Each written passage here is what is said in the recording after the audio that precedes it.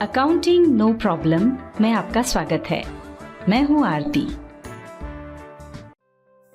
Tally prime की इस video series के आज के अध्याय में हम आपको बताएंगे टैली प्राइम में अकाउंटिंग वाउचर्स क्या हैं और साथ ही उनके उपयोग के बारे में जानकारी देंगे। इसके पहले वाली वीडियो में आपने जाना कि सोर्स डॉक्यूमेंट्स क्या हैं और ट्रांजैक्शन रिकॉर्ड करने के लिए उनकी आवश्यकता क्यों होती है। इस वीडियो में हम टैली में उपयोग होने वाले अकाउंटिंग वाउचर्स के बारे में बताएंगे।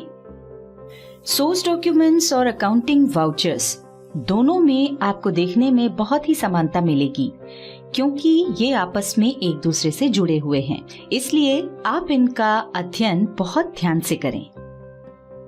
जैसा कि हम सभी जानते ही हैं, अकाउंटिंग साइकिल की शुरुआत बिजनेस ट्रांजैक्शन से होती है। बिजनेस में जितने भी ट्रांजैक्शंस होते हैं, मैनुअल अकाउंटिंग में सबसे पहले उन्हें जर्नल में रिकॉर्ड किया जाता था, पर अब टैली ने इस काम को बहुत ही सरल बनाते हुए जर्नल के स्थान पर हमें ट्रांजैक्शन रिकॉर्ड करने के लिए अलग अलग वाउचर्स दे दिए हैं। इनका सबसे बड़ा लाभ ये है कि इनके नाम से ही अंदाजा लग जाता है कि कौन सा ट्रांजैक्शन किस वाउचर में रिकॉर्ड होगा। आइए इन वाउचर्स को एक एक करके समझ लेते हैं। टैली ने हमें जो स्टैंडर्ड अकाउंटिंग वाउचर्स दिए हैं वो हैं receipt voucher, payment voucher, contra voucher, purchase voucher, sales voucher, debit note voucher, credit note voucher और जर्नल वाउचर। टैली हमें ये सुविधा भी देता है कि हम इन वाउचर्स में अपनी जरूरत के अनुसार बदलाव कर सकते हैं, यानी इनको ऑल्टर कर सकते हैं और चाहें तो नए वाउचर्स भी बना सकते हैं। पहला है रिसीट वाउचर। जब व्यवसाय में नकदी या बैंक के माध्यम से व्यवसाय का स्वामी कोई पूंजी लाता है, किसी ग्राहक से पेमेंट या एडवांस प्राप्त करता है या किसी अन्य कारण से प्राप्ति होती है, तो इस तरह के ट्रांजैक्शन को रिसीट वाउचर में रिकॉर्ड किया जाता है। यहाँ एक बहुत ही महत्वपूर्ण बात ध्यान रखें कि कैश सेल से प्राप्त होने वाली कोई भी राशि यानी प्राप्ति इस वाउचर में नहीं आएगी क्योंकि टैली ने सेल्स के लिए अलग से वाउचर बना रखा है। फिर है पेमेंट वाउचर। जब व्यवसाय या व्यापार में नकदी या बैंक के माध्यम से कोई भी पेमेंट किया जाता है तो इस तरह के ट्रांजैक्शन की एंट्री पेमेंट वाउचर में रिकॉर्ड की जाती है। यहाँ एक बात का ध्यान रखें कि यदि आपने कैश परचेज से संबंधित कोई पेमेंट की है तो वो इस वाउचर में नहीं आएगी क्योंकि टैली ने परचेज के लिए अलग से वाउचर बना रखा है। फिर है कॉन्ट्रा वाउचर। इसको समझने से पहले पैटी कैश को समझना पड़ेगा। किसी भी व्यवसाय में छोटे छोटे खर्चों जैसे वाहन खर्च, जिसमें कि डीजल, पेट्रोल, मरम्मत आदि का खर्च आ जाता है, कार्टेज यानी ढुलाई का खर्च, पोस्टेज, स्टेशनरी इत्यादि के लिए कुछ कैश अलग से रख दिया जाता है। इस तरह के कैश को पैटी कैश कहते हैं। पैटी कैश कैश अकाउंट से अलग होती है क्योंकि इसका उपयोग सिर्फ छोटे छोटे खर्च के लिए ही किया जाता है और कई कंपनियों में पैटी कैश अकाउंट और कैश अकाउंट दोनों ही बनाए जाते हैं। आइए अब कॉन्ट्रा वाउचर को समझ लेते हैं। इस वाउचर का उपयोग कैश अकाउंट से पैटी कैश, कैश अकाउंट से बैंक अकाउंट से कैश अकाउंट, एक बैंक अकाउंट से दूसरे बैंक अकाउंट में फंड ट्रांसफर करने के लिए किया जाता है। यहाँ पर ध्यान रखने वाली बात यह है कि अभी हमने कॉन्ट्रा वाउचर में जो ट्रांसफर बताए हैं उनमें कैश अकाउंट और बैंक अकाउंट दोनों ही हमारे हैं। इसमें बाहर की कोई पार्टी सम्मिलित नहीं है, यानी कॉन्ट्रा वाउचर में सिर्फ वो ही ट्रांजैक्शंस आते हैं जिनमें देने वाले भी हम ही होते हैं और पाने वाले भी।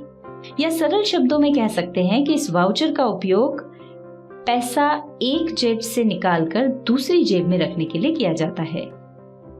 अब हम देखते हैं परचेज वाउचर।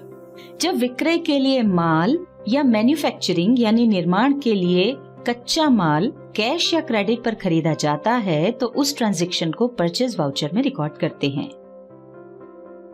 ध्यान रखें, व्यवसाय में जो भी स्थायी संपत्ति खरीदी जाती है उसके ट्रांजैक्शन को इसमें रिकॉर्ड नहीं किया जाता है क्योंकि इस वाउचर का संबंध सीधा एक्सपेंसेस से होता है जबकि संपत्ति असेट होती है।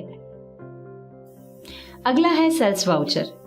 जब व्यापार में खरीदे गए माल का विक्रय या मैन्युफैक्चरिंग की स्थिति में तैयार माल का विक्रय किसी कस्टमर को कैश या क्रेडिट पर किया जाता है तो उस ट्रांजैक्शन को सेल्स वाउचर में रिकॉर्ड करते हैं। ध्यान रखें, यदि व्यवसाय की कोई स्थायी संपत्ति बेची जाती है तो उसके ट्रांजैक्शन को इसमें रिकॉर्ड नहीं किया जाता है, क्योंकि इस वाउचर का सीधा संबंध इनकम से होता है, जबकि संपत्ति असेट होती है। अब हम देखते हैं डेबिट नोट वाउचर। जब कस्टमर द्वारा किसी भी कारण से, जैसे माल खराब होना, जिस क्वालिटी के माल का ऑर्डर दिया था वैसा माल नहीं होना, या अन्य किसी कारण से खरीदा हुआ माल पूरा या आंशिक रूप से वापस कर दिया जाता है, तो कस्टमर के लिए ये परचेज रिटर्न कहलाता है।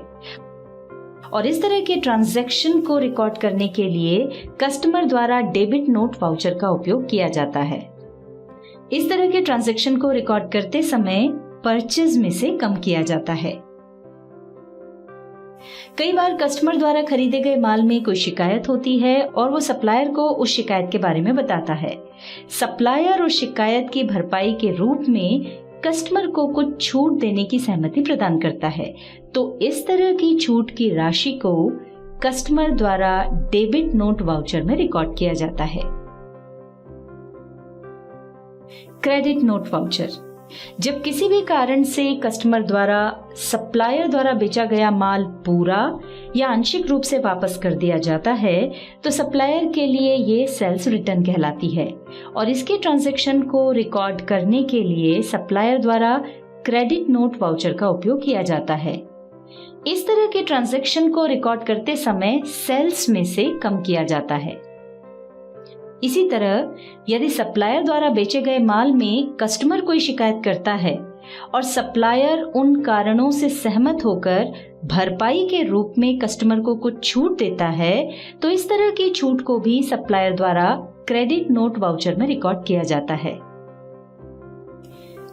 Journal voucher. इस वाउचर में जो एंट्रीज रिकॉर्ड की जाती हैं वो हैं opening entries, rectifying entries, transfer entries, adjustment entries, closing entries, entries regarding dishonour of cheques, credit purchases and sale of things other than goods, entries of goods withdrawn by the owner for personal use। In entries के बारे में हम आपको आगे की videos में समझाएंगे। अभी सरल भाषा में ये समझ लें कि जो एंट्री हम पहले बताए किसी भी वाउचर में नहीं कर पाते हैं वो एंट्रीज जर्नल वाउचर में की जाती हैं। वाउचर्स के बारे में जानने के बाद अब आप ये समझ गए होंगे कि कौन से ट्रांजैक्शन को किस वाउचर में रिकॉर्ड करना होता है। इसके बाद वाली वीडियो में हम आपको प्रैक्टिस के लिए कुछ ट्रांजैक्शंस दिखाएंगे जिन्हें आपको पहचानना है कि वे किस वाउचर से संबंधित हैं, यानी उन्हें किस वाउचर में रिकॉर्ड करना है।